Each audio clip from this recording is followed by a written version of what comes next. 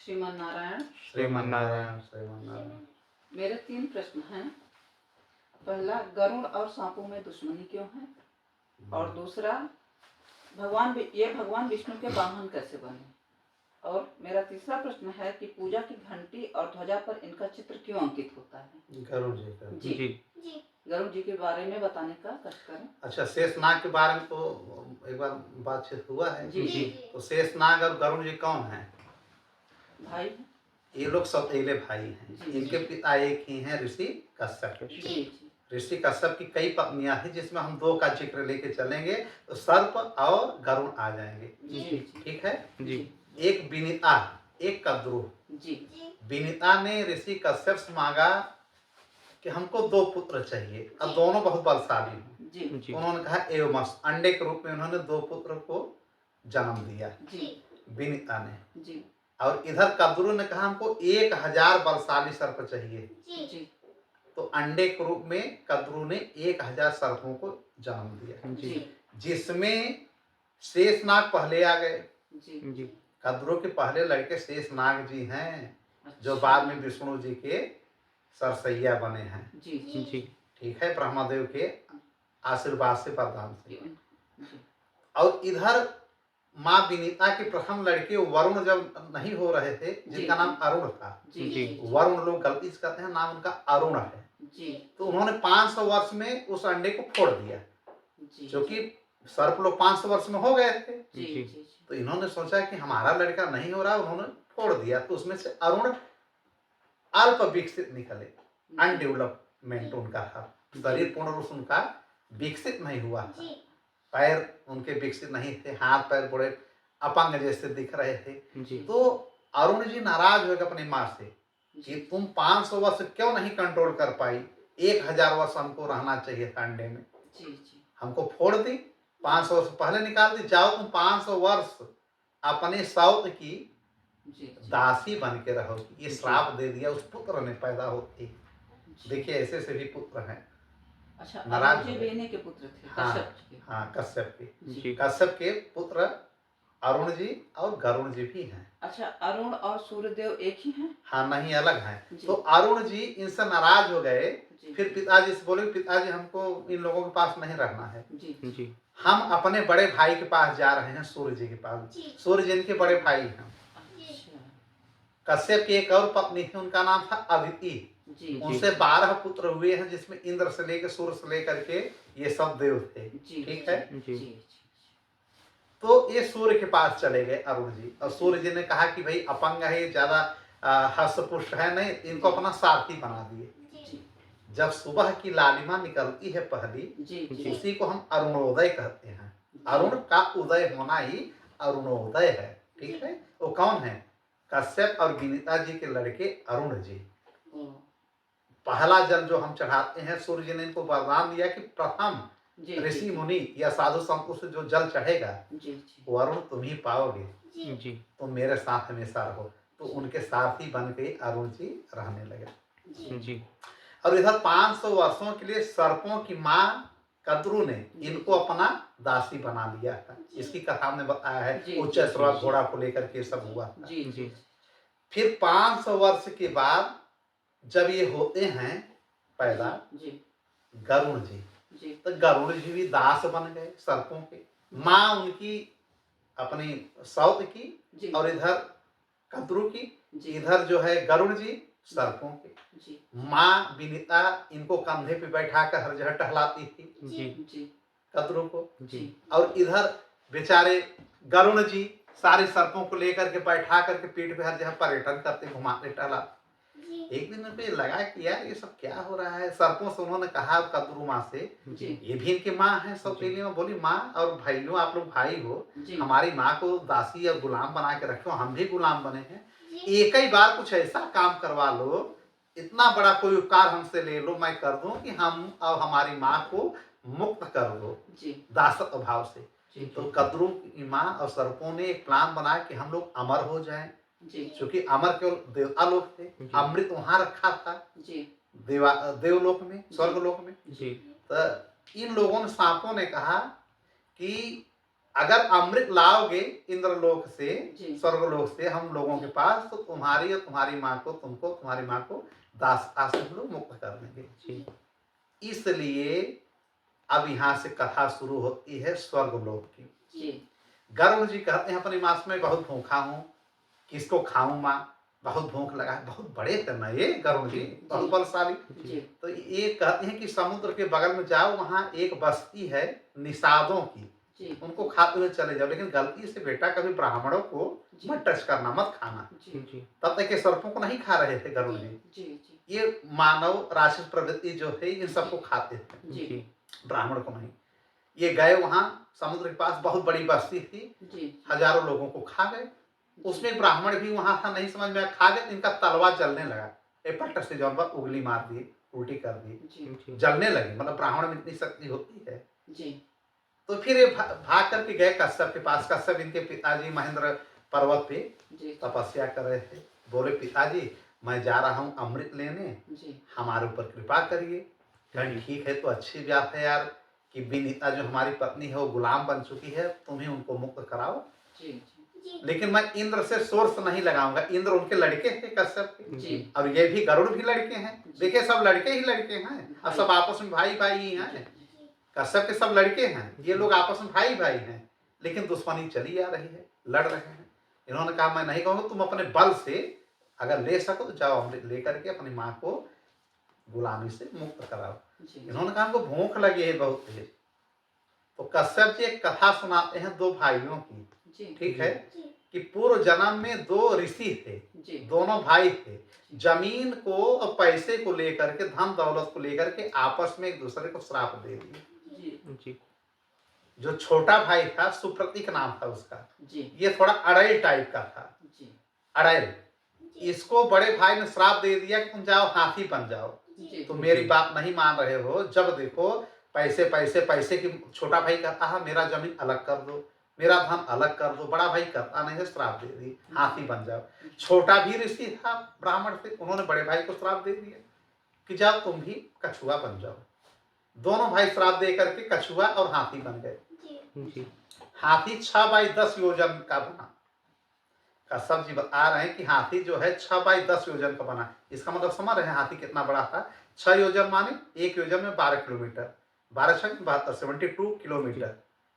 और उधर 12 इंटू 12 कितना होता है 144 ना, 144। तो इधर 72 किलोमीटर लंबा और 144 किलोमीटर ऊंचा। इतना बड़ा हाथी बना। और कछुआ 3 बाई 6 का बना योजन। तो योजन किलोमीटर में निकालेंगे तो 12 3 48 और जो है 12 6 3 बाई 6 12 6 72 ना, 12 36 किलोमीटर और 12 6 72। इतना लंबा कछुआ था। ये दोनों सरोवर में ही जन्म ले लिए, कछुआ और हाथी की योनि में, और वहां भी आपस में लड़ रहे हैं। बहुत बड़ा सरोवर था, आपस में दोनों लड़ते, हाथी और कछुआ। तो कश्यप ने कहा कि ये लोग धरती पे बोझ ही हैं, इनको खा लोगे तो काफी समय के लिए तुम्हारी आत्मा गरुड़ तृप्त हो जाएगी। तो गरुड़ जी ने कहा ठीक है, लेकिन कहा किसी ब्राह्मण को चोट न पहुंचे, ऐसी जगह कहीं खाना। ये गरुड़ जी वहां से महन पर्वत से जाते हैं, मंदरांचल से कूद पड़ते हैं सरोवर में, और एक नख से उठा लेते हैं हाथी को, एक से कछुआ को। कितने बलशाली थे। ये लेकर के उड़ने लगे। रखे कहाँ, जहां जाते वहां उड़ने लगा, पूरा आसमान एकदम घेर लेता। एक बहुत बड़ा बट वृक्ष था, उस बट वृक्ष ने कहा कि आप मेरे टहनी पे रुक जाइए और इनको खा पी लीजिए, आराम से जाइए जहां आपको जाना हो। तो बट वृक्ष बहुत मजबूत था, बहुत बड़ा था। तो 100 योजन का उसकी एक डाली थी। कितना? 100 योजन। कितना हो गया? 100 योजन माने 12 का मल्टीप्लीकेशन करो, 1200 किलोमीटर की डाली थी, इतनी बड़ी। तो इन्होंने कहा टूट न जाए, गरुड़ ने कहा। तो बटवृक्ष ने कहा अरे नहीं टूटेगा, इतना 1200 किलोमीटर की हमारी ये टहनी है, डाली है, बैठो। जैसे बैठो डढ़ा के टूटने लगी। तब तक गरुड़ जी ने देखा कि उसमें बालखिल ऋषि उल्टे होकर के लटक के तपस्या कर रहे हैं। बालखिल ऋषि का मतलब क्या होता है? ऐसे ऋषि जो उल्टे होकर के, डालियों में उल्टे होकर के लटक करके भगवान की तपस्या करें, उनको बालखिल ऋषि कहते हैं। कई ऋषि उसमें, सैकड़ों ऋषि तपस्या कर रहे थे। अब डाली टूटने लगी तो गरुड़ जी डर गए कि हमको श्राप न दे दें ये लोग, हम अपनी माँ को गुलामी से कैसे मुक्त कराएंगे। वादा करके निकले हैं कि हम अमृत लेकर के ही आएंगे। जी डाली को उन्होंने सूंड से पकड़ लिया। 100 योजन की डाली, 1200 किलोमीटर। अच्छा, 100 योजन, हनुमान जी भी लंका में जब जा रहे थे तो समुद्र टाँके थे। जी उसी प्रकार 1200 किलोमीटर का, 1200 किलोमीटर को समुद्र टाँके श्री हनुमान जी, और 1200 किलोमीटर क्या एक टहनी लेकर के अपने पंख से लेके उड़ गए। अब फिर कहाँ गए? वहीं महेंद्र पर्वत पे गए। जी ऋषि कश्यप देखते हैं कि हमारा बेटा फंसा हुआ है। जी तो तत्काल वाल्खील ऋषियों से कहते हैं कि आप लोग इस डाली को छोड़ दीजिए, हमारा बेटा एक पुण्य काम करने के लिए जा रहे हैं, इनको श्राप मत दीजिए, आशीर्वाद दीजिए। वाल्खील जो ऋषि होते हैं मुस्कुराते हैं, जी आशीर्वाद देते हुए कि जो इस काम में जा रहा हो सफल हो। वो लोग हिमालय चले जाते हैं तपस्या करने। जी जी अब उनको खा करके कछुआ और हाथी को ये निकल जाते हैं स्वर्ग में। जी वहां महायुद्ध होता है। बृहस्पति देव बताते हैं इंद्र को, जी जी वो कहते हैं अंधेरा क्यों छा रहा है इतना भयंकर, कैसे? कहन गरुड़ जी आ रहे हैं जी और अमृत लेने आ रहे हैं, रक्षा करो। कहना अरे हमारे रथ में कैसे ले जाएंगे। बड़ा महायुद्ध हुआ। ये अपने पंखे से इतना वहां पे धूल उड़ा दी, इतना हवा उड़ा दी, सारे देवता जख्मी हो गए। कोई अंधा हो गया, कोई कुछ हो गया, सब भागने लगे। वायुदेव से लेकर सारे लोग मतलब बहुत विस्मित हो गए कि हम लड़े तो लड़े कैसे। जी और जहां अमृत होता है वहां पे अग्नि जली रहती है चारों तरफ से। जी जी तो इन्होंने 81 समूह अपना बना लिया। कितना? 8100 मुख को इन्होंने अपना बना लिया। अब समझिए, जी इतना मुख इन्होंने बनाया, तत्काल समुद्र में उड़ करके गए, क्षण भर में गए मन के वेग से, जी और मुंह में पानी भर लिए और ला करके स्वर्ग में उसको बुझा दिए अग्नि को। जी अब घुस गए। जब वहां घुसे तो लोहे का चक्र बना हुआ था, जी जी ठीक है। और लोहे के चक्र के आगे सांप खड़े थे, 2 विकराल सांपों को उन्होंने वहीं पहली बार सांपों को मारा गरुड़ जी ने। जी 2 सांपों को काट करके एकदम खनर करके खोज करके खत्म कर दिए, विषैले सांपों को। और फिर जो लोहे का चक्र बना हुआ था उसमें छोटे स्वरूप करके घुस गए जी और लोहे को भी रोक दिए और क्षण भर में लेकर के अमृत निकल आए। जी अब जब लेकर के चलने लगे और देवता कुछ नहीं कर पाए, जी तब भगवान और इंद्र मूर्छित, सब मूर्छित हो गए ना भाई उनके युद्ध में। जी जी और एक विकराल रूप में जब वेग से चले तो विष्णु भगवान हमारे नारायण प्रसन्न हो जाते हैं। अब आपके प्रश्न का जवाब यहाँ मिलेगा। जी कहते हैं गरुड़ रुक जाओ। और जब नारायण भगवान को देखते हैं तो बहुत खुश होते हैं, जी प्रणाम करते हैं कि अरे प्रभु प्रणाम कर रहे हैं हम। जी इन्होंने कहा कि अमृत पी लो, तुम भी पी लो। कहने अमृत हम नहीं पिएंगे, जी हमारे जो नियम कानून में नहीं है, मैं नहीं पीऊंगा। ये मैं सर्पों को ले जा रहा हूँ जी और हम अपनी माँ को गुलामी से मुक्त कराएंगे। तो कहना अगर सर्प पी लेंगे तो वो अमर हो जाएंगे और जीवन भर लोगों को डाह करेंगे, मैं क्या करूं। जी तो गरुड़ ने कहा मैं क्या करूं। कहा तुम नहीं पियो। कहा नहीं। कहा मैं तुमसे बहुत प्रसन्न हूं कि अपनी माँ के लिए तुम इतना बड़ा जोखिम उठाए हो जी और तुम खुद नहीं पी रहे हो अमृत लेकर के, तुमसे प्रसन्न है, बताओ हमसे क्या मांग रहे हो। जी जी तब इन्होंने 2 वरदान मांगा गरुड़ जी ने। क्या क्या? पहला कि मैं बिना अमृत पिए ही अमर हो जाऊं। जी विष्णु भगवान बोले तथास्तु। दूसरा बताओ। कहा प्रभु मैं हमेशा आपका भक्त रहूं, जी आपके ध्वजा में, आपके पताका में, या जो आपकी घंटी जहां भी हो जी जी मेरा वहां पे चित्र हो। जी ठीक। जी इन्होंने कहा एवं मस्त। अब वाहन कैसे बने? फिर गरुड़ जी भी भाई कश्यप ऋषि के पुत्र, उन्होंने कहा प्रभु आप भी मुझसे कुछ बदले में मांग लीजिए। जी इन्होंने कहा आप हमको वरदान देंगे? इन्होंने कहा गरुड़ जी ने हाँ कहा ठीक है, तुम मेरे वाहन बन जाओ। जी यही वरदान मेरे लिए ठीक है। अरे प्रभु ये तो मेरे लिए भाग्य की बात है, हम आपके वाहन बन जाएंगे। आपके प्रश्न का जवाब इसमें आ गया। जी ये कह करके भगवान विष्णु चले गए कि जो अब अमृत का तुमको करना हो करो। जी जी भगवान हर जगह इंटरफियर नहीं करते हैं। जी लोग प्रश्न करते हैं कि भगवान क्यों नहीं आ रहे। भगवान आकर के भी नहीं करते। जी तुम जैसा करो अपना समझो। उनको अगर समझ में आ गया तो कुछ भी कर सकते हैं। जी तो चले गए। तब तक इंद्र को होश आ गया और इंद्र ने वज्र चला दिया। जी अब वज्र अगर चलता है तो उससे कोई बचता नहीं है। जी इन्होंने उस वज्र को अपने एक पंखे पे सह लिया जी गरुड़ जी ने। लेकिन मुस्कुराए कि इंद्र जी आपके इस वज्र का हमारे ऊपर प्रभाव पड़ेगा नहीं, जी लेकिन इस वज्र का मैं सम्मान कर रहा हूं, अपने एक पंख को मैं खत्म कर दे रहा हूं। तो गरुड़ जी का एक पंख टूट गया। तो देवताओं ने इनका नाम सुपर्ण रखा। क्यों? इंद्र ने खुश होकर के इनके पंख को पुनः दे दिया स्वर्ण के रूप में। एक इनका पंख सोने के रूप में है, तो इनका गरुड़ जी का नाम पड़ गया क्या? सुपर्ण। क्या पड़ा? सुपर्ण नाम पड़ा। और इंद्र बहुत खुश हुए, कहे तुम यार क्यों ऐसा कर रहे? तो कहानी बताएगी, मैं अपनी माँ के लिए बहुत खुश होते हैं इंद्र भी। कहते बहुत बलशाली हो। कहन कितना बल है? कहन बल मत पूछो, पूरे ब्रह्मांड को मैं अपने पंखे पे उठा करके क्षण भर में कहीं भी पहुंचा सकता हूं, मेरे ऊपर कोई प्रभाव नहीं पड़ेगा। तो इंद्र कहते हैं मेरे मित्र बन जाओ यार, मेरे भाई भी हो, मेरे मित्र भी बन जाओ। कहन ठीक है, हम आपको मित्र बनते हैं, बन जाएंगे, लेकिन अमृत मैं नहीं दूंगा, अमृत मैं सर्पों के पास ले जा रहा हूँ। तो इंद्र चालाक भी है, बुद्धिमान है। बोले ये बताओ, अगर सर्प हमेशा पृथ्वी पे रह गए, आप पृथ्वी पे जन्म लिए हो, तो पृथ्वीवासी हमेशा अहंकारी और द्वेष भाव रखने वाले हैं। जब सर्प हमेशा रहेंगे तो मनुष्य वहां जिएगा कहाँ है? तो सबको डरते रहेंगे, मारते रहेंगे। पृथ्वी पे हर जगह सर्प ही सर्प रहेंगे। तो गरुड़ ने कहा नहीं, सर्पों के लिए आने वाले समय में जन्मेजय जब पैदा होंगे तो नागदाह यज्ञ भी कराएंगे, आपको भी मालूम है। तब भरे तो प्रलय ला देंगे ना। तो कहा तो मैं ऐसा करता हूँ कि मैं ले जाता हूँ, फिर जो आपको करना हो करिएगा। तो इन्होंने कहा ठीक है, तुम रख देना, मैं चुरा के लेके चलाऊंगा। कहा ठीक है, आप जो करना हो करिए। इंद्र कहा मैं तुमसे प्रसन्न हूँ, कोई वरदान मांग लो।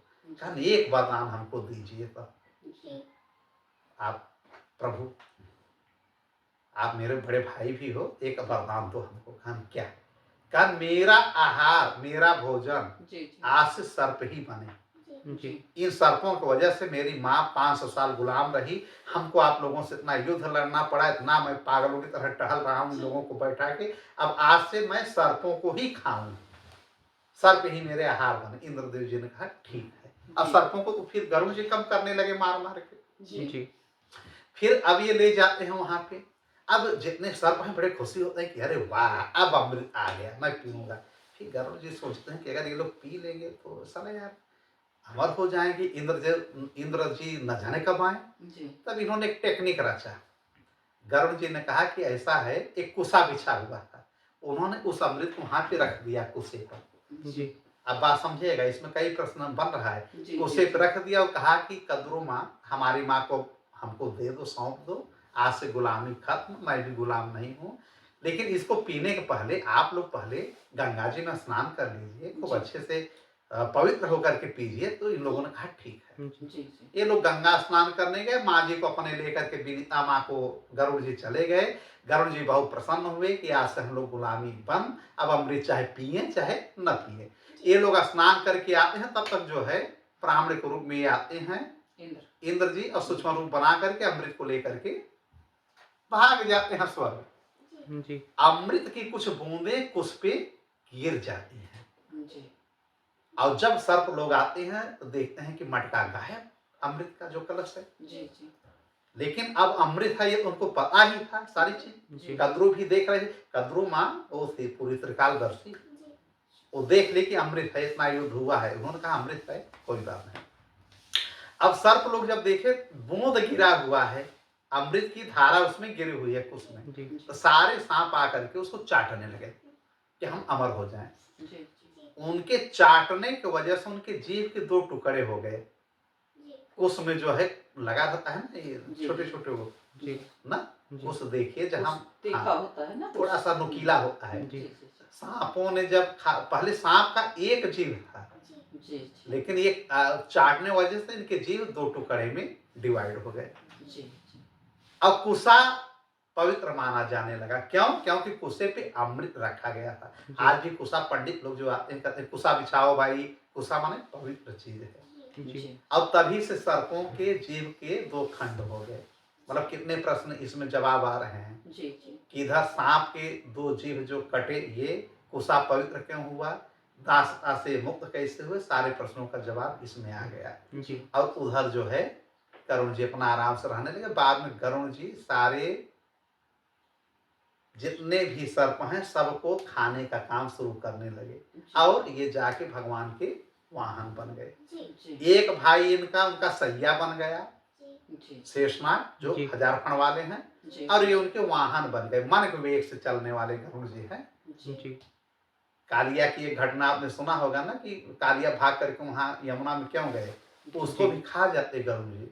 जी तो वहां पे श्राप था कि गरुड़ जी वहां नहीं जा सकते थे, एक ऋषि का श्राप था। जी तो सारे सांप वहां भागने लगे जहां पे गरुड़ जी न जाए, वही सांप बच पाए। अब कुछ सांपों को जमेजय ने नागदाहस्त में कर दिया, जी जी भस्म कर दिया। जी। जी कुछ सांपों को ऋषि आस्तिक ने बचा लिया था, जी कुछ को भगवान विष्णु ने बचा लिया, जी और कुछ को गरुड़ ने छोड़ भी दिया कि भाई इनकी भी प्रजा, इनकी भी वंश प्रणाली चलती रहे। इस प्रकार से गरुड़ जी की ये संपूर्ण कथा है। और भी जो अगर कोई क्वेश्चन हो तो बताएं ना, फिर आगे और प्रसंग पे चर्चा होगा। नहीं गुरुजी बस इतना ही। ठीक है। श्रीमन श्रीमन नारायण। नारायण।